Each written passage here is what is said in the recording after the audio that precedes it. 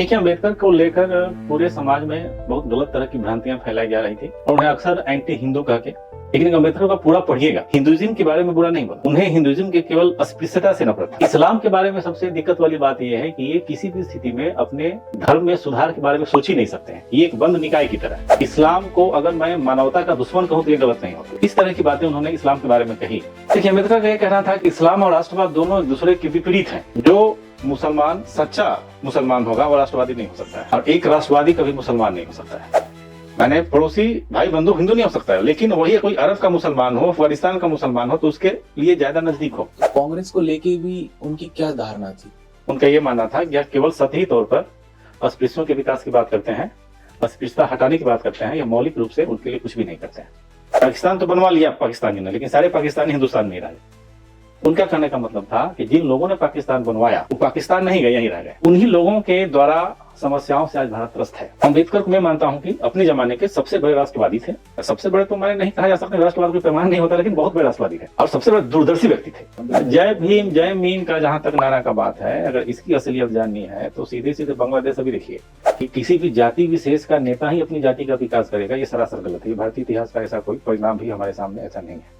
अम्बेडकर ने कहा था कि सिविल कोड लागू होना चाहिए, भाजपा सिविल कोड लागू करने के पक्ष में है। अम्बेडकर ने जो है 370 का विरोध किया था, भाजपा ने 370 को हटा दिया। अम्बेडकर जो है संस्कृत राष्ट्रभाषा के तौर पर स्वीकार करते थे, भाजपा उसके विकास के लिए प्रयास कर रही है। तो अगर सही मायने में देखा जाए तो अम्बेडकर के विचारों के अनुरूप भारतीय जनता पार्टी ही चल रही है, शेष पार्टी को उनके नाम पे चल रही है। नमस्कार, आज हमारे साथ में है मिथिलेश सिंह जी, जो एक राष्ट्रवादी लेखक हैं और साथ में विभिन्न शिक्षा संस्थानों से जुड़े हुए हैं। नमस्कार। तो मिथिलेश जी, मेरा पहला सवाल तो ये होगा कि आपकी एक चर्चित पुस्तक है अम्बेडकर, इस्लाम और वामपंथ, ये किस सोच और कहाँ से इसकी प्रेरणा या किस विचारधारा के अंतर्गत आपने लिखा? देखिए, अम्बेडकर को लेकर पूरे समाज में बहुत गलत तरह की भ्रांतियां फैलाई जा रही थी और उन्हें अक्सर एंटी हिंदू कह के और बहुत सारे मसलों पे इनके खिलाफ निगेटिव प्रचार किया जा रहा था। मुझे लगा कि अम्बेडकर के बारे में जो सही बातें हैं वो सामने आनी चाहिए, किसी भी तरह से जो राष्ट्र हित में हो, और सही सबसे बड़ी बात है कि सही बात हो। तो इन्हीं चीजों को सोचकर मैंने इस किताब को लिखने की सोची कि अम्बेडकर के बारे में सही बातें, सही तथ्य पब्लिक डोमेन में आनी चाहिए। जैसे कि कहा जाता है कि अम्बेडकर ने हिंदुइज्म के बारे में गलत बोला, लेकिन अम्बेडकर का पूरा पढ़िएगा तो आपको ये लगेगा कि अम्बेडकर ने हिंदुइज्म के बारे में बुरा नहीं बोला, उन्हें हिंदुइज्म के केवल अस्पृश्यता से नफरत था।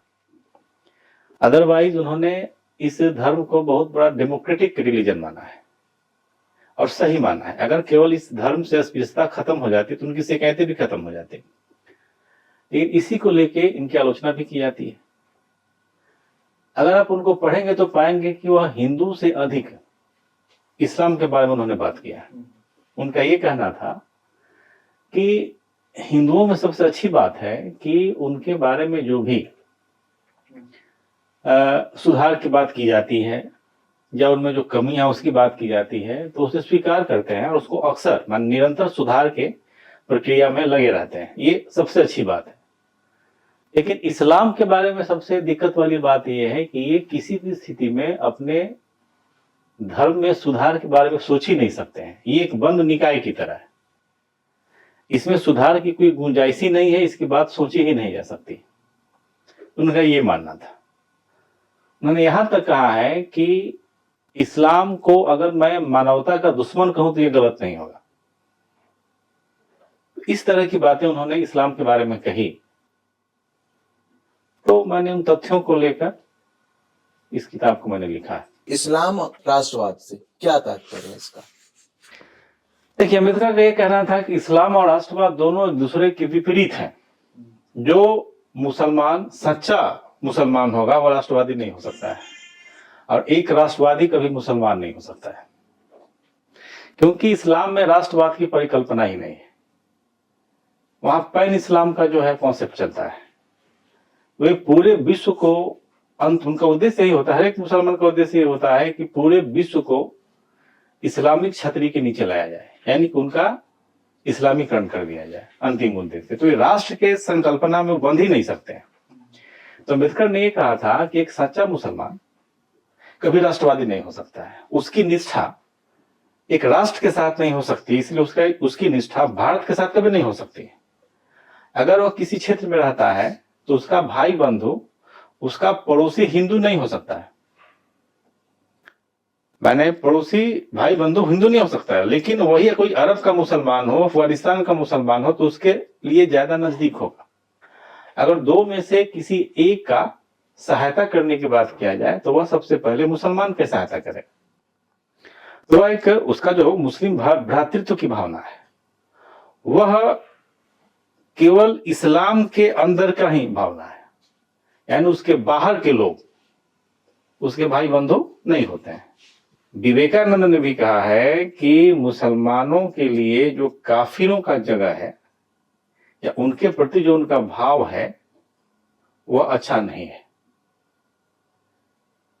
उनके लिए उनको केवल गर्दन कटने का ही बात रह जाता है, और उनका यही जो भाव है स्पष्ट करता है कि वह बहुत ही बेबाक थे अपने विचारों में। तो कांग्रेस को लेके भी उनकी क्या धारणा थी? उनका देखिए एक बहुत मूल उद्देश्य था कि वह जो अस्पृश्य थे भारतीय समाज के, जो दलित थे, उसका विकास चाहते थे। तूने किताब ही पूरा लिखा है कि गांधी और कांग्रेस ने दलितों के लिए, अस्पृश्यों के लिए क्या किया।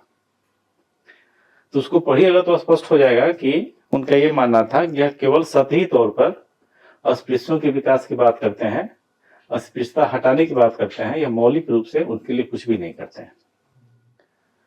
और कांग्रेस का, नेहरू का या अन्य नेताओं का अंबेडकर के प्रति बहुत अच्छे विचार नहीं थे। ठीक है, अंडर कंपल्सन उनको मिनिस्ट्री में रखा गया या संविधान सभा में रखा गया, लेकिन स्वेच्छा से नहीं रखा गया। संविधान सभा में जब जाने की बारी आई तो वे जोगेंद्रनाथ मंडल के सहयोग से जीतकर जो है संविधान सभा में आए।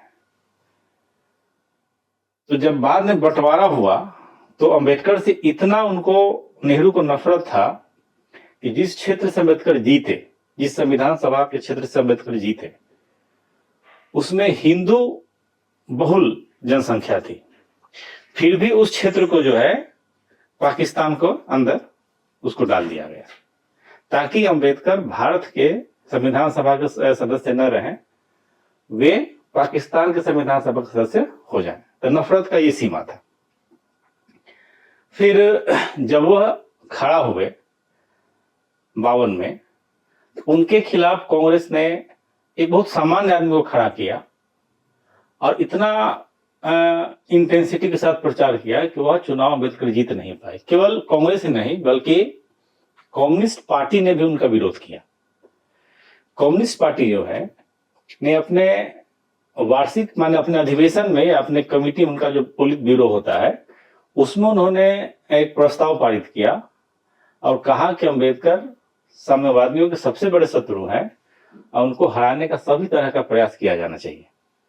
अंबेडकर जी के मिनिस्टर थे पहले मिनिस्ट्री में मूवमेंट के, भारत सरकार के। तो जो अपने विश्वविद्यालय के लिए उन्होंने 15 लाख रुपए पास करा लिए उसके भवन के लिए, तो कांग्रेस के नेताओं ने उनका विरोध किया बाद में। तो इस हद तक नफरत का जो है सीमा था कांग्रेसियों का। इसके अलावा बहुत सारी बातें हैं, जैसे 370 वो नहीं चाहते थे कि लागू हो, लेकिन नेहरू की जीत पर लागू किया गया। फिर अंबेडकर ने और सिविल कोड को लागू करने के लिए पूरा प्रयास किए, लेकिन फिर भी लागू नहीं हो पाया। और सबसे बड़ी बात है कि संस्कृत भाषा को राष्ट्रीय भाषा के तौर पे, राष्ट्रभाषा के तौर पे एक्सेप्ट करना चाहते थे। तो कुछ ऐसी बातें हैं जो कि साबित करती हैं कि अंबेडकर अपने समय के सबसे बड़े दूरदर्शी नेता थे और सही मायने में राष्ट्रवादी थे। आपको जानकर आश्चर्य होगा कि उन्होंने उस समय कहा था, विभाजन का उन्होंने समर्थन किया क्योंकि उनका मानना था कि विभाजन हो जाना ही यहाँ के हिंदुओं के लिए हित में है, हिंदुओं के हित में है। क्योंकि उनका मानना था कि यहाँ के हिंदू मुसलमानों के साथ शांति से नहीं रह सकते हैं, क्योंकि मुसलमान प्रवृत्ति से गुंडे होते हैं। मैंने गुंडा वर्ड का यूज किया है किताब में, अपनी तरफ से ही बोल रहा हूं, और वह बदमाश होते हैं। और उन्होंने बड़ा ही खराब कमेंट किया है मुसलमानों के लिए अपनी किताब पाकिस्तान अथवा भारत के विभाजन में। उनका ये मानना था कि पार्टीशन हो, लेकिन शर्त ये है कि जनसंख्या का पूरी तरह स्थानांतरण हो, यानी कि जितने भी मुसलमान हैं वह भारत से पाकिस्तान चले जाएं, और पाकिस्तान के जितने भी नॉन मुस्लिम्स हैं, यानी हिंदू ही कहिए, क्योंकि हिंदू मान लीजिए हिंदू हुआ, जैन, बौद्ध वगैरह, सिख, वे सभी के सभी भारत में चले हैं। तो अगर उनकी बात मान ली गई होती तो आज जो स्थिति बांग्लादेश में हम देख रहे हैं, या फिर भारत के अंदर ही जो दंगे होते हैं, सांप्रदायिक तनाव होता है, और राष्ट्र का जो बहुत सारा ऊर्जा इस तरह की समस्याओं में खर्च होता है, उसको उसी समय एंटिसिपेट कर लिए थे। तो अगर आपने मुसलमानों को पाकिस्तान दे दिया तो निश्चित तौर पे हिंदुस्तान में हिंदू ही रहना चाहिए था, थोड़े बहुत रहते ईसाई वगैरह, जिसे कोई सांप्रदायिक तनाव की संभावना न के बराबर है। तो ऐसे दूरदर्शी व्यक्ति थे अंबेडकर। लेकिन बाद के दिनों में आप देखिए कि पटेल ने भी इसका समर्थन किया। जब आजादी मिल गई और दंगे होने लगे, बड़े स्तर पर जो है जनसंख्या का स्थानांतरण होने लगा, पाकिस्तान में हिंदुओं को मारा जाने लगा, पाकिस्तान से हिंदू आते थे लेकिन यहां से मुसलमान नहीं जा रहे थे। आपको जान के आश्चर्य होगा कि आजादी के बाद जब 1946 में जो चुनाव हुआ वह पाकिस्तान के मुद्दे पे ही लड़ा गया, और उसमें 98% मुसलमानों ने मुस्लिम लीग का समर्थन किया, जिसमें उत्तर प्रदेश, बिहार और उड़ीसा, बंगाल के मुसलमानों की अधिकता थी। लेकिन जब पार्टीशन हो गया उसके बाद सभी के सभी यहीं रह गए। तो जॉन लेपियर ने अपनी किताब फ्रीडम एट मिडनाइट में लिखा है कि भारत का विभाजन तो हो गया, पाकिस्तान बन गया, लेकिन सारे पाकिस्तानी हिंदुस्तान में ही रहे। और पाकिस्तानी वर्ड शब्द का यूज किया है। पाकिस्तान तो बनवा लिया पाकिस्तानी ने, लेकिन सारे पाकिस्तानी हिंदुस्तान में ही रह गए। उनका कहने का मतलब था कि जिन लोगों ने पाकिस्तान बनवाया वो पाकिस्तान नहीं गए, यहीं रह गए। उन्हीं लोगों के द्वारा समस्याओं से आज भारत त्रस्त है। पटेल ही बाद में अम्बेडकर की बातों से सहमत हो गए। वो भी कहे कि हमें लगता है कि पूर्ण स्थानांतरण ही जरूरी है। तो उस समय एक बार फिर माहौल बना। अम्बेडकर थे और कुछ लोग और भी पाकिस्तान के भी थे, पटेल भी थे, कुछ लोग और थे। उन्होंने कहा कि अब से भी नहीं तो एक प्लान बनाया जाए और शांतिपूर्ण तरीके से जो है हिंदुओं का और मुसलमानों का स्थानांतरण हो जाए तो एक दूसरे के यहाँ। लेकिन नेहरू वगैरह ने इस चीज को, इस प्लान को स्वीकार नहीं किया। आजादी के पहले भी बात चली, अम्बेडकर ने प्रस्ताव दिया। आजादी के बाद जब बहुत हत्याएं होने लगी हिंदुओं की भारी मात्रा में, अब जैसे कि मान लीजिए यहाँ जाता है हिंदू, वहां पाकिस्तान से हिंदू यहाँ आता है, तो यहाँ तो उनको संपत्ति तभी नहीं देगी जब कोई छोड़ के जाएगा, तो यहीं रह गए। लेकिन वहां जो हिंदू वहां से यहाँ है तो उसकी संपत्ति तो भैंकेट है। तो वहां के यहाँ के मुसलमान जब वहां जाते थे उनका संपत्ति मिल जाती थी, लेकिन वहां के जो हिंदू यहाँ आते थे उनको रहना पड़ता था सड़कों पे, मंदिरों में, या फिर जो उनका रिफ्यूजी कैंप बना रहता था उसमें। और उस समय नेहरू का विचार रिफ्यूजियों के प्रति बहुत अच्छा नहीं था। आप अगर डॉक्यूमेंट देखेंगे तो नेहरू का यही मानना था, इवन गांधी का भी यही मानना था कि जो दंगे भारत में हो रहे हैं वह पाकिस्तान से आए हुए शरणार्थियों के चलते हो रहे हैं। एक बड़ा ही लोमहर्षक और बड़ा ही निंदनीय घटना है कि जब यूपी में दंगे बढ़ने लगे तो नेहरू ने यूपी के मुख्यमंत्री शायद गोविंद बल्लभ पंत थे संभवतः, उनको उन्होंने कहा कि आप वहां पर बैरिकेडिंग लगाइए रास्तों में, और जो भी शरणार्थी उत्तर प्रदेश में आना चाह रहे हैं उसको रोक दीजिए, क्योंकि उनको देख के यहाँ के हिंदू जो है इंस्टिगेट होंगे और दंगा शुरू हो जाएगा। और उनके आदेश का पालन करते हुए उत्तर प्रदेश के मुख्यमंत्री ने शरणार्थियों को उत्तर प्रदेश में आने से रोक दिया, जिसके लिए बाद में नेहरू ने उनको प्रशंसा भी की। तो यह दृष्टिकोण था यहाँ के शासकों का उस समय के शरणार्थियों के प्रति। इस चीज को अम्बेडकर ने एंटिसिपेट कर लिया था। तो अम्बेडकर को मैं मानता हूं कि अपने जमाने के सबसे बड़े राष्ट्रवादी थे। सबसे बड़े तो मैंने नहीं कहा जा सकता, राष्ट्रवाद कोई पैमाना नहीं होता, लेकिन बहुत बड़े राष्ट्रवादी थे। और सबसे बड़े दूरदर्शी व्यक्ति थे।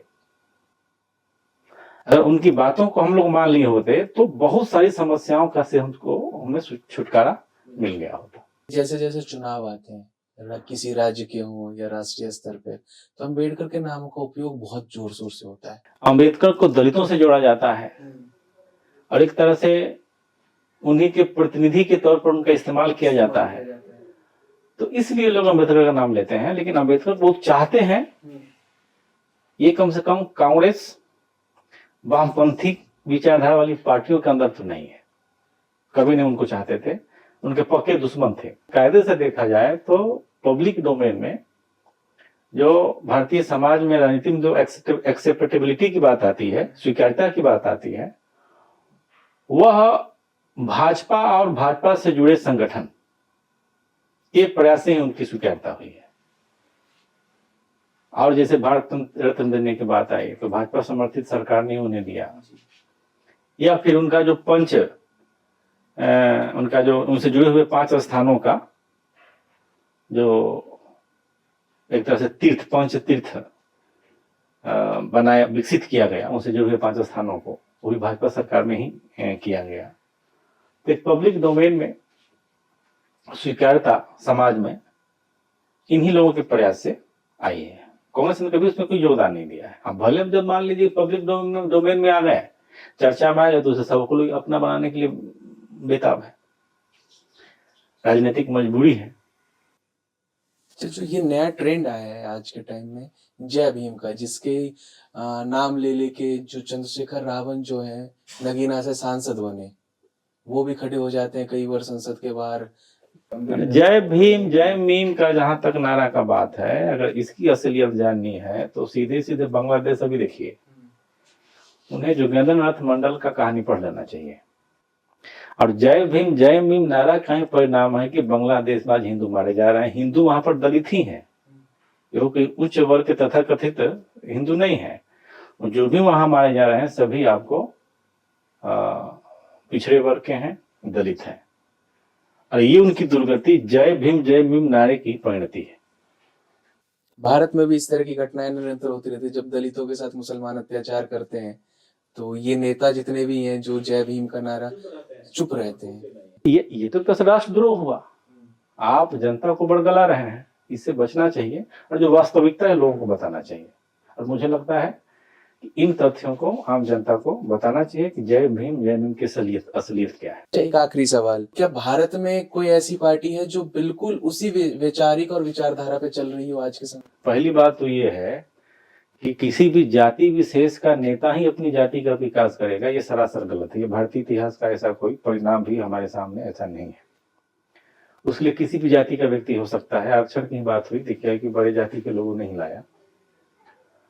जहां तक विचारधारा की बात है तो उसका ट्रू जो है एकदम 100% उसके विचारों पर भाजपा चलती है। बोलिए कैसे चलती है?